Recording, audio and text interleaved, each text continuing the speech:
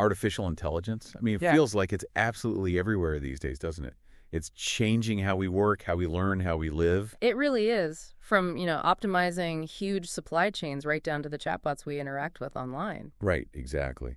And for anyone in business or, well, planning to be in business, understanding AI is becoming pretty essential. Couldn't agree more. Welcome to Managing the Future, the MIS podcast. We're your guide for digging into the most important insights from management information systems. And today we're diving deep into Module 23, Artificial Intelligence. This one's really geared towards helping you, especially if you're a student, maybe at the Dr. Sam Pak College of Business, or frankly, any student or professional interested in management or IS, to really get a handle on the key concepts, where AI came from and the huge impact it's having. And we're pulling all this straight from the source. The textbook, Connect Master, Management Information Systems. That's by Richard Tedmon and Casey Wilhelm, published by McGraw Hill in 2024. A solid foundation for this topic. Definitely. And hey, to keep up with these deep dives and join the conversation, make sure you like, subscribe, follow, share, comment, all that good stuff wherever you listen. Please do. Okay, so let's unpack this whole thing. AI. What exactly is it? And how did we even get here? It feels like it just appeared overnight sometimes. Yeah, it does feel that way, but the roots go back quite a bit further. At its heart, AI is really the study and the application of processes that kind of blend computer science and data science. Okay. The goal is to enable computer-assisted or, fully automated problem solving. And believe it or not, the actual term artificial intelligence, that was first used way back in the 1950s. Oh, the 50s. Yeah. And we saw early things like ELIZA, which was sort of a precursor to the chatbots we see now, that was developed between 1958 and 1966. Oh. Interestingly, there was even something called the AI winter from about 87 to 93. An AI winter, what was that? It was basically a period where funding dried up, interest cooled off, people got a bit disillusioned maybe, but then interest picked back up in the late 90s, leading to, well, the huge leaps we've seen, especially since around 2012. Right, and when you talk about big leaps, I mean, who doesn't remember IBM's Watson on Jeopardy, beating Ken Jennings? That felt huge. Oh, absolutely. Watson was a major moment. Now, it wasn't quite the promised panacea some thought it might be. It didn't solve everything overnight, but it absolutely showcased the incredible potential, across healthcare, finance, law, academia. For a lot of people, Watson really became AI in their minds. Yeah, put it on map. It really did. It underlined that AI, the science of using computers for automated problem solving, has just incredibly broad applications. Okay, so that's the what and the when. Yeah. The how do these systems actually, learn Yeah. and make decisions? It still feels a bit like magic sometimes. It can seem that way, but it boils down to some really powerful core technologies. First up, you've got machine learning, or ML. Okay, ML. Heard that one a lot. Right. Think of it as a part of AI where the systems use data and algorithms to sort of copy the way humans learn. The key thing is they get better over time, improve their accuracy. Through practice, kind of. Exactly. But they still generally need quite a bit of human interaction and input along the way during that learning phase. Gotcha. Then you have deep learning, DL. It's another subfield. Also uses data and algorithms for learning. But here's the difference. Parts of the learning process itself are automated. So less hand-holding needed. Precisely. It reduces the need for that constant human intervention. It's kind of like moving from needing a tutor for every single problem to being able to figure out more complex stuff on your own. That makes sense. Less human input, more automation in the learning itself.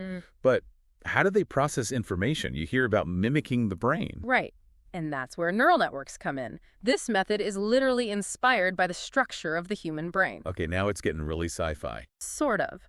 Imagine these interconnected points, nodes or neurons, arranged in layers. You've got an input layer where the data comes in, then one or more hidden layers that do the heavy lifting, the processing, and finally an output layer that gives you the result. This layered structure lets them find really complex patterns. Hidden layers. Sounds mysterious. They are where a lot of the complex pattern recognition happens, yeah. And building on that, there's a really interesting type of ML model called generative adversarial networks, or GANs. GANs. Okay, what are those? Think of it like a contest. You have two neural networks competing. One network, let's call it the generator, creates fake data, maybe fake images, for instance. Okay, a forger? Exactly. And the other network, the discriminator, tries to tell the difference between the generator's fakes and the real thing. Like a detective. Precisely. They constantly push each other to get better. The generator gets better at fooling the discriminator, and the discriminator gets better at catching fakes. Huh. That's clever. What's the point? Well, this adversarial process makes Jans incredibly good at generating new, realistic stuff. Think generating realistic images just from a text description, or creating prototypes, converting old black and white photos to color, and yes, even those deep fake videos we hear about. Wow. Okay, that's powerful. So that whole deep learning thing. Yeah. How does a company actually do it? What are the steps? Right. There's a pretty standard process, usually about 6 steps. First, you absolutely have to collect the right data. That's foundational. Data, always data. Always. Then you choose the best algorithm for your specific problem and you optimize it. Step 3 is setting up the environment, the computers, the software where you'll actually train the model. Right. Step 4 is the training itself. And this isn't usually a one-shot deal. You train, retrain, tweak things, fine-tune the models based on how well they're doing. So lots of iteration. Loads. Then step 5, once you're happy with it, you deploy the model. Put it out into the real world, into production. And finally, step 6 is ongoing management. You have to scale it if needed, monitor its performance, keep improving it. It's a continuous cycle. The real skill is often in that tuning part, making sure it works on new data, not just the stuff it learned from. That's quite a process. So beyond just pattern matching and learning like that, how does AI try to mimic like broader human decision making, like we do in business? Yeah, that's where cognitive computing comes into play. It's specifically designed to sort of model a typical 4-step human approach to making a decision. Okay, what are the steps? Observation, interpretation, evaluation, and then decision. Observation, interpretation, evaluation, decision. OIIED. Exactly. So think about a customer service scenario. Maybe a customer asks, why did the due date on my bill change from the 15th to the 18th? Okay. Common question. Right. A cognitive system wouldn't just scan for keywords like bill or due date. Yeah. It would observe the language used. Then it would interpret the underlying intent the user is confused about a billing change. Then it would evaluate possible reasons by looking at the account history, recent changes, etc. And finally, it would decide on the best response. So maybe explain the change, pull up the new statement, or perhaps escalate to a human agent if it's complex. It's about understanding context and ambiguity. That makes a lot more sense, getting beyond just keywords. So for all this to work, the machine learning, the cognitive computing, it needs fuel. And you mentioned data earlier. Let's talk more about that foundation. Absolutely critical. You said it. Data is the fuel. It is the foundation for training AI, period. Without good data, relevant data, enough data, your AI just won't work well. So what kinds of data are we talking about? Several types are important for businesses. You've got structured data, think neat rows and columns in a database, like customer purchase histories or inventory levels. Highly organized. Easy to work with, relatively. Generally, yes. But then you have unstructured data. This is things like emails, social media comments, videos, images, documents. It's messy, not organized, but it holds huge amounts of valuable insight. Right. Probably most data is unstructured, right? A vast amount, yes. Then there's historical data, what's happened in the past, which is what you usually train models on. And you need to consider both internal data stuff your company generates, like sales figures, and external data, like market trends, competitor info, even weather patterns sometimes. Okay, so a mix of types, internal, external, path. Exactly. The quality, the variety, the volume. It all impacts how good your AI can become. And all this data and the processing needed for ML and DL, where does it all happen? It feels like everything points to the cloud now. You nailed it. Cloud computing is absolutely central to modern AI. It's basically a model where all the stuff you need, processing power, storage, software, services, is delivered over a network, usually the internet, basically on demand. So you don't need massive servers in your own building anymore. Exactly. That's a huge barrier removed, especially for smaller companies. It makes AI accessible. Cloud and AI are just deeply intertwined now. Think about the Internet of Things, IoT, all those connected devices generating data. That data often goes to the cloud for AI processing. Right. Or AI as a service, AIS, companies renting AI capabilities from cloud providers like Amazon, Google, Microsoft. And of course, many of the chatbots we use are running in the cloud. Makes sense. What are the big pluses and minuses of using the cloud for AI? While the big advantages are things like scalability, you can easily ramp up or down resources as needed. Cost efficiency, you pay for what you use, often avoiding huge upfront hardware costs, and access to cutting-edge tools often updated by the provider. Sounds good. Downsides. The main concerns usually revolve around data security and privacy. You're trusting a third party with potentially sensitive training data. And vendor lock-in can be an issue becoming too dependent on one cloud provider. Latency can sometimes be a factor too if data has to travel far. Right. Trade-offs as always. So we have the data, we have the cloud power. How does a company actually organize all this information effectively to use AI for real business problems? That's where something called information architecture, or IA, becomes really important. IA is basically about structuring and organizing your information so that people and AI systems can find what they need and understand their surroundings. Like organizing a library, but for business data. That's a great analogy. A clear IA strategy is vital for making good decisions with AI. IBM actually talks about an AI ladder approach to IA, which is a useful way for businesses to think about it. An AI ladder. Okay, what are the rungs? It's sort of 4 key stages. First, collect. You need to gather data from everywhere, all sorts of types. Then, organize. Build a solid foundation, make that data clean, reliable, and usable for analytics. Okay, collect, organize. The third is analyze. This is where you apply analytics and AI models to extract insights from that organized data. And the top rung is infuse, embedding those AI-driven insights and capabilities across your business operations to actually drive value and make better decisions. Collect, organize, analyze, infuse. Okay, that's a helpful framework. So, for our students thinking practically, what are the actual steps a business takes to, say, build its own AI solution, or even just buy one and implement it? Yeah, it's a strategic process. First, organizations really need to develop some expertise in-house. You need people who understand this stuff. Build or buy the talent. Right. Then you have to identify good use cases where can AI actually make a difference and align with business goals.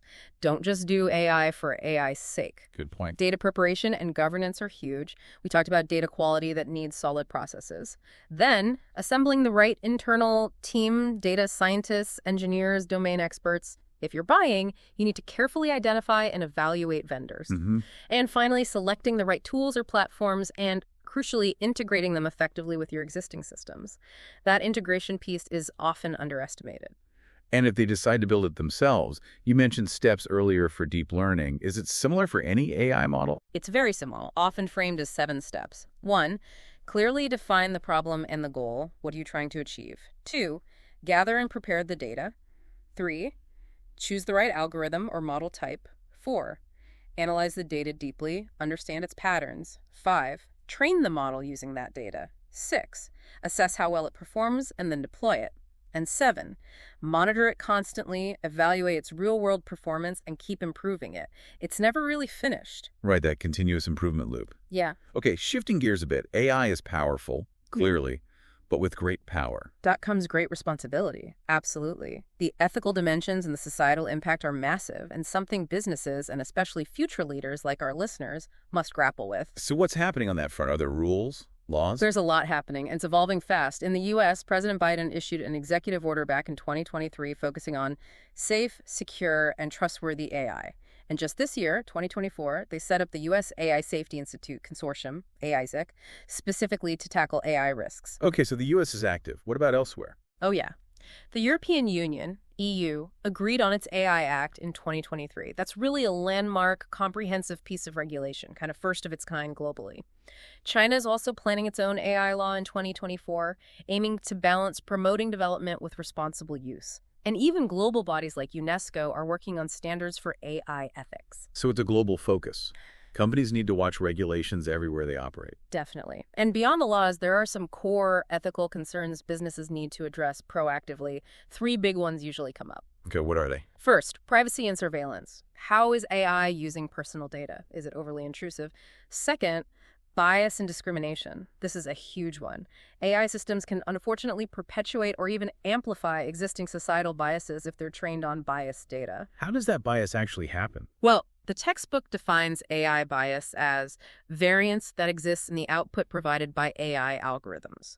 It often stems from prejudiced assumptions made during the development process, or maybe the data used for training wasn't representative of the whole population, or it reflected historical inequalities. It's often unintentional, but the impact can be serious. Right. And the third main concern. The role of human judgment. Where do we draw the line? When should a human make the final call, especially in really sensitive areas like hiring, loan applications, or even medical diagnosis? Over-reliance on AI can be risky. Yeah, these are big, thorny issues. So how can businesses actually build trust if people are worried about bias or privacy? Building trust is absolutely key for adoption and acceptance. There are maybe three main pillars here. First is transparency. Being open about it. Exactly. Yep. Sharing how the AI systems work, what data they use, how they affect people, and educating the public is part of that. Second, actively embedding human values into the design and development process, thinking about fairness, accountability, societal good from the start. Okay, transparency, human values. And third, collaboration.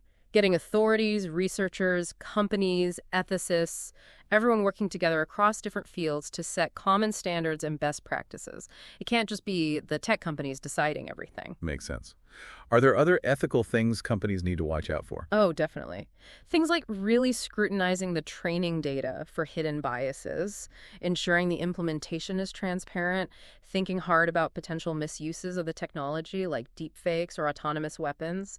There are also concerns about potential job displacement due to automation. Yeah, that's a big one. And then the really long-term, almost philosophical questions around artificial general intelligence, AGI, AI, that could potentially match or exceed human intelligence across the board. That raises a whole other level of ethical dilemmas. Wow. Okay, lots to consider on the ethical front. Let's bring it back to the present day. For students looking around, where is AI actually making a real difference right now? What are the tangible applications? It's really touching almost every industry. In business, think about sales and marketing, sophisticated chatbots for customer service, incredibly accurate demand forecasting, generating qualified leads. In accounting, it's automating things like recording transactions, reconciling accounts, even payroll processing. For IT operations, think automating software testing like QA and regression testing, which frees up developers' time. In manufacturing, it's huge for optimizing supply chains, predicting maintenance needs, managing inventory. So really embedded in core operations. Deeply. And outside core business. In healthcare, you see AI assisting in robotic surgery, powering health tracking wearables, speeding up the discovery of new drugs. Incredible potential there. Huge. And in government, it's automating routine administrative tasks. It's also being used in military applications and, somewhat controversially, in policing for things like predictive analytics. Though, as we discussed, concerns about bias and accuracy there are really significant and need careful handling. Right. So given all this, all these applications, the growth, what does this mean for career paths for listeners thinking about their futures? The outlook is frankly fantastic if you're interested in this space. The U.S. Bureau of Labor Statistics predicts AI-related careers will jump something like 31.4% by 2030. That's massive growth. Wow. What kind of jobs are we talking about? Some really popular high-demand roles include user experience UX designers focused on AI and making these complex systems easy and intuitive for people to use. Median salary around $77,000. Okay. AI engineers, the folks who actually build the AI models, often using machine learning, looking at a median salary around $119,000. The machine learning engineers, who are often more specialized researching and designing the core algorithms, they're seeing median salaries around $146,000. And data scientists, who are crucial for analyzing data, building models, automating processes, around $116,000 median. So strong demand and good salaries. If you're a student now, what should you study? What majors or focus areas lead into this? Several good paths. An artificial intelligence major itself, obviously, but expect it to be very math-heavy. Computer science is a classic route, often with specializations in data science, AI, security, or graphics. Data science programs are popping up everywhere. They're usually very interdisciplinary, covering management, modeling, analytics, visualization, often with specific AML tracks. And don't overlook statistics. A strong stats background, probability, data analysis, mathematical analysis is absolutely foundational for understanding AI. Okay, good options there. What if someone wants to start learning AI on their own, maybe alongside their major? Great question. It's very possible. The key steps usually involve, first, Shore up your math foundations. Linear algebra, calculus, probability are important. Then learn key programming languages, especially Python, which is huge in AI. Python. Take advantage of the massive number of free online courses and resources from universities, companies like Google or Microsoft, platforms like Coursera or edX. Really work to understand the core algorithms, how they work, not just using them as black boxes. Learn data collection and analysis techniques. And importantly, join online communities, forums, GitHub, Kaggle competitions. Learn from others, collaborate. That sounds like a solid plan. Okay, let's zoom in on one specific AI application that almost everyone encounters now. Chatbots. Can we dig into those a bit more? Absolutely. Yeah. So an AI chatbot at its basic level is a computer program. It uses AI, particularly natural language processing, NLP, to understand what a user types or says, and then provide an automated response. The goal is to simulate a human conversation. And NLP is the key to understanding language. It's a huge part of it, yes. And underpinning many advanced chatbots are AI language models. These are complex software programs trained on just immense amounts of text data, like huge chunks of the internet. This training lets them understand grammar, context, nuance, and generate incredibly human-like text. Like the ones we hear about all the time. Exactly. ChatGPT from OpenAI is probably the most famous right now. It's an auto-generative model used for tons of things, brainstorming ideas, doing research, translating languages, analyzing sentiment in text, even writing and checking computer code or creating marketing copy. It seems to do everything. It's incredibly versatile. There are others too, like Cactus AI, which is interesting because it was designed specifically for education, helping students with essays, improving writing, even writing Python code. Designed for education. That sounds potentially tricky. It raises definite questions, which we'll get to. Yeah. And then you have chatbots integrated into search engines, like Microsoft's Bing AI chatbot, offering more conversational search results. So with these tools being so powerful and widespread, especially among students, what are the challenges, the responsibilities? You mentioned Cactus AI in education. Yeah, it's a huge area of concern and development. The potential for misuse, especially plagiarism, has led directly to the rise of AI detection software. You'll hear names like OpenAI's own AI text classifier, GPT-0, Turnitin's AI detection model. These try to identify AI-generated text. So an arms race almost. A bit like that, yeah. Yeah. And beyond plagiarism, there are major ethical concerns for anyone using or deploying these bots. Transparency is one. Users should know they're talking to an AI, not a person. Right. Chatbot identity and persona is another. How is the bot trained? Does it avoid reflecting negative biases like racism or sexism? Does it use abusive language? That requires careful design and ongoing monitoring. Proper communication protocols are needed. How should the bot handle abusive language from a user? Could it potentially detect signs of mental health distress in a user and respond appropriately? These are complex questions. Very complex. And a massive challenge is accurate data representation. How do you ensure the information the chatbot gives back is actually correct and factual, given they're trained on the internet, which isn't always accurate? Yeah, that seems like a fundamental problem. It is. And specifically for students using these tools, the big worries are misinformation, getting wrong answers, chatbot plagiarism, passing off AI work as their own, and just general false representation of their abilities. So educators and institutions really need policies around this. Absolutely. Clear guidelines are essential. Where are chatbots headed? What's the future look like? Oh, lots of exciting research. More personalization, chatbots that really learn your preferences and communication style, better multi-language capabilities, integration with augmented reality, AR, and virtual reality, VR. Imagine interacting with a bot in a 3D space. Wow. Developing more sophisticated emotional intelligence so they can understand and respond to user emotions better. Using them for more complex tasks like AI-assisted shopping or completing multi-step processes for you. And then there's the ultimate goal for some researchers. AGI again. Artificial general intelligence, AGI. Yeah. Companies like OpenAI and DeepMind explicitly state their goal is to build machines that can do basically anything the human brain can. That's the long-term horizon. In the nearer term, you see tools like Microsoft Copilot. Copilot, right. How does that fit in? Copilot is a great example of integrating this kind of AI assistance directly into workflows. It helps with writing and editing documents, translating languages, doing research within applications, even helping with coding and programming tasks, acting like an AI assistant right alongside you. That sounds incredibly useful. So is there a fundamental difference between this kind of AI, the Copilots, the ChatGPTs, and the AI people were talking about, say, 10 or 20 years ago? Yes, that's a really important distinction. Traditional AI, which we sometimes call narrow AI, was typically designed for very specific tasks. Predicting an outcome based on data, classifying images, playing a game, it's very good within its defined limits. Okay, specialized. Exactly. Generative AI, Gen AI like ChatGPT or Copilot, is different.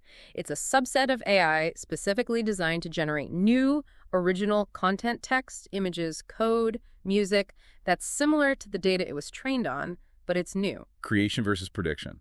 That's a good way to put it. It's about creating human-like output, not just analyzing existing data or making predictions based on it. And that ability to generate is what's driving so many new applications. Got it. That's a key difference. So moving beyond the general tools, how are managers specifically using AI in their day-to-day? And what about really specialized fields like, say, programming or cybersecurity? Managers are leveraging AI quite broadly. In customer relationship management, CRM systems, AI helps analyze customer behavior, predict which customers might leave, personalize marketing offers, optimize sales processes. And making CRM smarter. Definitely. In human resources, HR, AI is used for things like screening resumes more efficiently, identifying potential candidates, matching employees to training opportunities, even analyzing employee sentiment from surveys. Okay, and programming. Is AI going to replace programmers? That's the million-dollar question.